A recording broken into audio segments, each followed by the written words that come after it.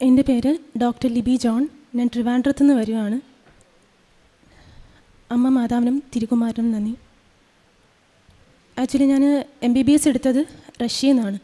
അപ്പോൾ ഇവിടെ വന്നിട്ട് നമ്മൾ ആദ്യം FMG എക്സാം ക്ലിയർ ചെയ്യണം. വളരെ ഡിഫിക്കൽട്ടായിട്ടുള്ളൊരു പരീക്ഷയാണ്. ഞാൻ 2022 പാസ് ഔട്ടായത്. വീട്ടിൽ തന്നെ ഇരുന്ന് പഠിക്കുമായിരുന്നു, കോച്ചിങ് സെൻറ്ററിലൊന്നും പോയിട്ടില്ല. ആദ്യം ഞാൻ എൻ്റെ ബുദ്ധിയിൽ ആശ്രയിച്ചു, നന്നായിട്ട് പഠിച്ചാൽ പാസ്സാവാമല്ലോ എന്നാഗ്രഹിച്ചു. അപ്പോൾ അമ്മ പറഞ്ഞു പോയി ഉടമ്പടി എടുത്ത് പ്രാർത്ഥിക്കുക എന്ന് പറഞ്ഞു. എനിക്കപ്പം ആദ്യം ഉടമ്പടീനോട് വലിയ താല്പര്യമൊന്നുമില്ല. ഞാൻ പിന്നെ അമ്മ നന്നായിട്ട് പഠിച്ചാൽ മതിയല്ലോ, വേറെ ഞാൻ ദിവസം പള്ളിയിൽ പോകുന്നുണ്ട്, വേറെ ഉടമ്പടി ഇപ്പോൾ എടുത്താൽ തന്നെ പാസ്സാവണം എന്നൊന്നുമില്ലല്ലോ എന്ന് ഞാൻ ആദ്യമേ പറഞ്ഞു. അങ്ങനെ ഞങ്ങളിങ്ങനെ ഇടയ്ക്കിടയ്ക്ക് വാക്ക് തർക്കങ്ങൾ വരാറുണ്ട്. പക്ഷേ എക്സാം ഡിസംബർ 2022 ഞാൻ നന്നായിട്ടിരുന്ന് പഠിക്കുന്നുണ്ട്. പക്ഷേ ലാസ്റ്റ് ആയപ്പോൾ ഫുൾ നെഗറ്റീവ് തോട്ട്സ്.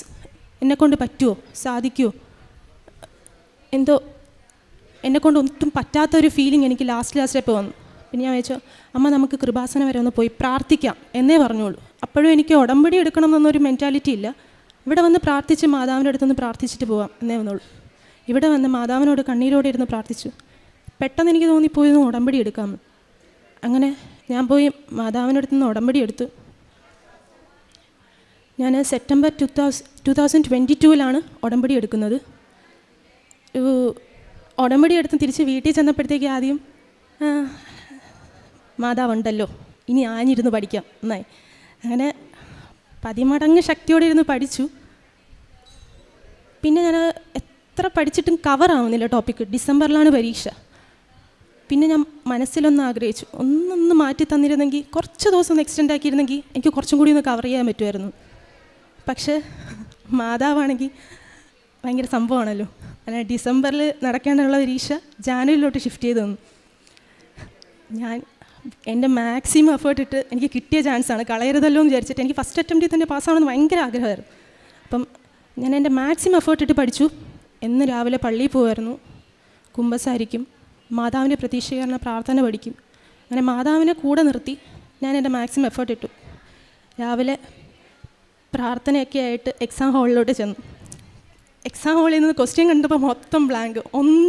ഒന്നും എൻ്റെ കണ്ണിലോട്ട് വരുന്നില്ല, മനസ്സിലോട്ടും വരുന്നില്ല. അങ്ങനെ മൊത്തം ബ്ലാങ്കായിപ്പോയി. പിന്നെ ഞാൻ ഓരോ ക്വസ്റ്റ്യൻ വായിക്കുമ്പോൾ മാതാവിനെ വിളിച്ച് പ്രാർത്ഥിച്ച് അങ്ങനെ ഓരോ ക്വസ്റ്റ്യൻസും അറ്റൻഡ് ചെയ്തു. എക്സാം കഴിഞ്ഞിറങ്ങി തിരിച്ചു വന്നപ്പോഴത്തേക്ക് ഞാൻ പറഞ്ഞു എനിക്ക് വലിയ പ്രതീക്ഷയൊന്നുമില്ല, കിട്ടില്ല എന്ന് തോന്നുന്നു. പക്ഷെ എന്നാലും എൻ്റെ പ്രതീക്ഷ മാതാവിലായിരുന്നു. വെച്ചാൽ എൻ്റെ ബുദ്ധിക്ക് ഞാൻ പാസ്സാവില്ല, പക്ഷെ മാതാവ് സഹായിച്ചാൽ എനിക്ക് പാസ്സാവാൻ പറ്റും എന്നുള്ളൊരു പ്രതീക്ഷ എനിക്കുണ്ടായിരുന്നു. അങ്ങനെ ഒരു പ്രതീക്ഷയും, നമുക്കറിയാമല്ലോ ഒരു പരീക്ഷ കഴിഞ്ഞാൽ ഇനിയിപ്പോൾ കിട്ടിയില്ലെങ്കിൽ എന്ത് ചെയ്യണം എന്നുള്ളൊരു മെൻറ്റാലിറ്റി എനിക്കുണ്ടായിരുന്നു. ഞാൻ ഐസിലൊരു കോച്ചിങ് സെൻറ്ററൊക്കെ നോക്കി വെച്ചു. പറഞ്ഞില്ല വീട്ടിൽ, ഇങ്ങനെ കോച്ചിങ് സെൻറ്ററൊക്കെ നോക്കി വെച്ചു.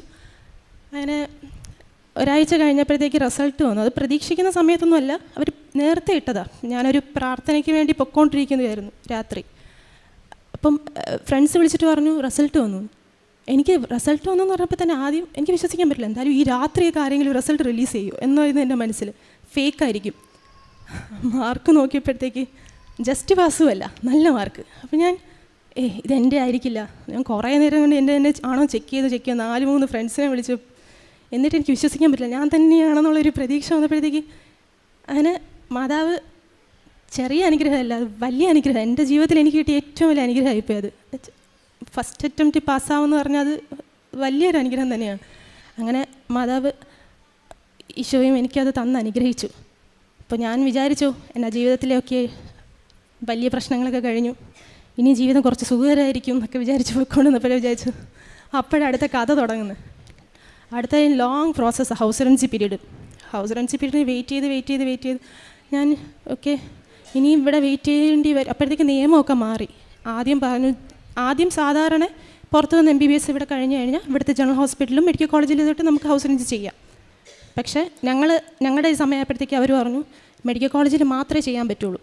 നല്ലതാണ്, പക്ഷേ നമ്മളിനി വീണ്ടും വെയിറ്റ് ചെയ്യേണ്ടി വരും. ഒരു ലോങ് പ്രോസസ്സാണ്. വീണ്ടും ഓൾറെഡി ഇപ്പോൾ എക്സാം ഇത്ര വെയിറ്റായി, ഇനി അതിനിടയിൽ ഈ ഹൗസ് റെൻസിനെ കൂടി കയറി നമ്മൾ ഒരു വർഷത്തോളം വെയിറ്റ് ചെയ്യേണ്ടി വരുമെന്ന് നമുക്ക് ചിന്തിക്കാൻ പറ്റത്തില്ല.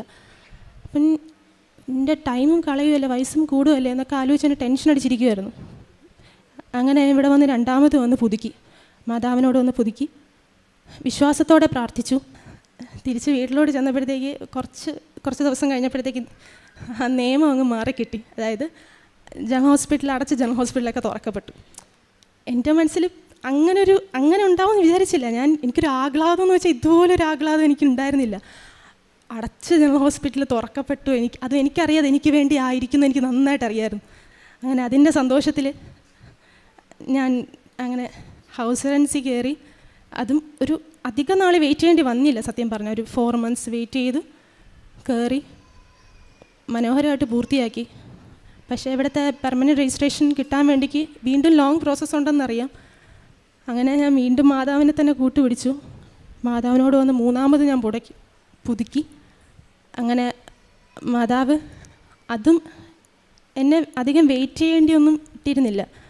പെട്ടെന്ന് തന്നെ 1 മാസത്തിനുള്ളിൽ തന്നെ എനിക്ക് ആ പെർമനൻറ്റ് രജിസ്ട്രേഷനും മാതാവ് എനിക്ക് തന്ന് അനുഗ്രഹിച്ചു. ഈശോയ്ക്കും മാതാവിനും 1000 നന്ദി. എന്നും രാവിലെ പള്ളിയിൽ പോകുമായിരുന്നു, കുമ്പസാരിക്കും, മാതാവിൻ്റെ പ്രത്യക്ഷീകരണ പ്രാർത്ഥന മുടങ്ങാതെ ചൊല്ലുമായിരുന്നു. മാതാവിൻ്റെ മെഡൽ അത് ഞാൻ എവിടെ പോയാലും എൻ്റെ കൂടെ ഉണ്ടാവും. അതെനിക്കൊരു ശക്തിയാണ്. അത് അറിയില്ല, എനിക്ക് ഇമ്പോസിബിൾ. ഇപ്പം ഇവിടെ വന്ന് നിൽക്കാൻ തന്നെ എനിക്ക് ഭയങ്കര പേടിയായിരുന്നു. അപ്പം ആ ഒരു എവിടെ നിന്നില്ലാത്തൊരു ശക്തി, ഇങ്ങനെ എത്ര ആൾക്കാരെ ഫേസ് ചെയ്ത് സംസാരിക്കണമെന്ന് എനിക്ക് ഭയങ്കര പേടിയാണ്. അപ്പം ആ ഒരു ശക്തിയും ഇപ്പോഴും മാതാവിൻ്റെ കൂടെ ഉള്ളത് കൊണ്ടാണ് എനിക്കിങ്ങനെ സംസാരിക്കാൻ പറ്റുന്നതിന് എനിക്ക് നന്നായിട്ട് അറിയാം. ഞാൻ ഇവിടെ നിന്ന് പ്രേക്ഷിത പ്രവർത്തനമായിട്ട് കൃപാസനത്തിലെ പത്രം വാങ്ങിച്ച് ഞാൻ വിശ്വാസത്തോടെയും പ്രാർത്ഥനയോടെയും ആൾക്കാർക്ക് കൊടുക്കുമായിരുന്നു. എല്ലാത്തിനും അമ്മ മാതാവിനും തിരുക്കുമാരൻ 1000 നന്ദി. വിലാപങ്ങൾ 3:40-41 തിരുവചനങ്ങൾ. നമുക്ക് നമ്മുടെ വഴികൾ സൂക്ഷ്മമായി പരിശോധിക്കുകയും കർത്താവിങ്കിലേക്ക് തിരിയുകയും ചെയ്യാം. നമുക്ക് നമ്മുടെ ഹൃദയവും കരങ്ങളും സ്വർഗസ്ഥനായ ദൈവത്തിങ്കിലേക്ക് ഉയർത്താം.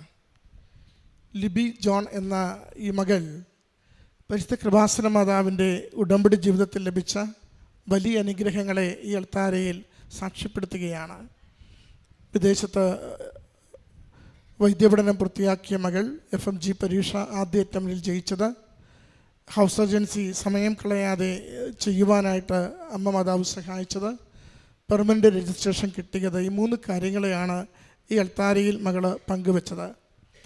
അത് ഒറ്റ വാചകത്തിൽ അച്ഛൻ പറഞ്ഞെങ്കിലും എത്ര കണ്ട് അതിനകത്ത് മകൾ കടന്നുപോയ സംഘർഷങ്ങൾ, അത് പഠനം വിജയത്തിലെത്തിക്കുവാൻ സാധിക്കില്ലെന്ന് തിരിച്ചറിഞ്ഞ അവസരങ്ങൾ, പരീക്ഷ ഏറെ കടുകട്ടിയായി ഒന്നും ചെയ്യാനാവില്ലല്ലോ എന്ന് കരുതി അമ്മയെ മാത്രം കൂട്ടുപിടിച്ച ഓരോ ചോദ്യത്തിനും ഉത്തരമെഴുതിയ നിമിഷങ്ങൾ, 1 വർഷമെങ്കിലും ഹൗസ് സർജൻസിക്ക് കാത്തിരിക്കേണ്ടി വരുമെന്ന് തിരിച്ചറിയുമ്പോൾ അമ്മയുടെ അരികിൽ വന്ന ഉടമ്പടി പുതുക്കി തിരികെ വീട്ടിലെത്തി 2-3 ദിവസം കഴിയുമ്പോൾ ജനറൽ ഹോസ്പിറ്റൽ അതുവരെ ഇല്ല എന്ന് പറഞ്ഞിടത്ത് വീണ്ടും റീഓപ്പൺ ചെയ്ത് മക്കൾക്ക് അത് ഹൗസ് സർജൻസിക്കുള്ള അവസരം ഗവൺമെൻറ് പോളിസി മാറിക്കൊണ്ട് അനുവദിച്ച് കിട്ടിയതിൻ്റെ സന്തോഷം ഒക്കെ ഈ അൾത്താരയിൽ മകൾ പങ്കുവയ്ക്കുകയാണ്. പരിശുദ്ധമ്മയുടെ സന്നിധിയിൽ അതുകൊണ്ട് ജോസഫ് അച്ഛൻ എപ്പോഴും പറയും, നിങ്ങൾ ചെറിയ കാര്യങ്ങളല്ല കൊടുക്കേണ്ടത്, വലിയ കാര്യങ്ങളാണ്. നടക്കില്ല എന്ന് ഉറപ്പുള്ളതൊക്കെയും പ്രത്യക്ഷീകരണ മാതാവിന് കൊടുത്ത് പ്രാർത്ഥിക്കുക. കാരണം അമ്മയുടെ ആവശ്യമാണ് പ്രത്യക്ഷീകരണം സഭയെക്കൊണ്ട് അംഗീകരിക്കുക, ലോകത്തിലതെന്നും ആദരിക്കുന്നതായി നിലനിർത്തുക. അതുകൊണ്ട് നമുക്ക് കൈവിട്ടു പോകുന്ന വിഷയങ്ങളൊക്കെയും അമ്മയുടെ കരങ്ങളിൽ ഏൽപ്പിച്ചു കൊടുക്കുമ്പോൾ പിന്നീട് നമ്മൾ എടുക്കുന്ന ഉടമ്പടിയോട് വിശ്വസ്ത പുലർത്തുവാൻ തയ്യാറായാൽ അമ്മ മാതാവ് തിരുക്കുമാരൻ വഴി നമുക്കാവശ്യമുള്ളത് അസാധ്യമായത് സാധ്യമാക്കി തരും, സമയച്ചുരുക്കത്തിൽ അനുവദിച്ചു തരും, ജീവിതത്തിന് ശുഭകരമാകേണ്ടതൊക്കെയും ശുഭകരമാക്കി തരും, ഭാരപ്പെട്ടതൊക്കെയും ലഘുവാക്കിക്കൊണ്ട് നമ്മുടെ ജീവിതത്തെ സമാധാനത്തിൽ സംരക്ഷിക്കും. അതിൻ്റെ എല്ലാ കണ്ടൻസും ഈ മകളുടെ ഈ സാക്ഷ്യത്തെ നമ്മൾ കാണുന്നുണ്ട്. എല്ലാ ഭാരങ്ങളും അകറ്റിയ, എല്ലാ ആശങ്കകളും അകറ്റിയ, വിജയം നൽകിയ, സമയം ചുരുക്കിയ, അസാധ്യമെന്ന് കരുതിയത് നിസ്സാരമായി സുസാധ്യമാക്കി കൊടുത്ത അമ്മയുടെ വലിയ സംരക്ഷണത്തിന് ഈ മകൾ നന്ദി പറയുന്നു. നമ്മുടെ ജീവിതങ്ങളെ അതിൻ്റെ ഏതൊരു നിയോഗത്തെയും സംശയമില്ലാതെ പൂർണ്ണ ശരണത്തോടുകൂടി കൃപാസന മാതാവിൻ്റെ തിരുനടയിൽ സമർപ്പിച്ച് പ്രാർത്ഥിക്കാം. വലിയ അനുഗ്രഹങ്ങൾ അമ്മയിലൂടെ നമുക്ക് പ്രാപിക്കാം. ഈ മകൾക്ക് ലഭിച്ച ഈ അനുഗ്രഹത്തിന് നന്ദി പറഞ്ഞുകൊണ്ട് കരങ്ങളടിച്ച് അമ്മ മാതാവിനും തിരുക്കുമാരനും ഈ സാക്ഷ്യം സമർപ്പിക്കാം. അത്യപൂർവ ദൈവാനുഭവങ്ങൾ ഇനി നിങ്ങൾക്കും സ്വന്തം. ഈ യൂട്യൂബ് ചാനൽ ഇതുവരെ സബ്സ്ക്രൈബ് ചെയ്തിട്ടില്ലെങ്കിൽ ഇപ്പോൾ തന്നെ സബ്സ്ക്രൈബ് ചെയ്യുക.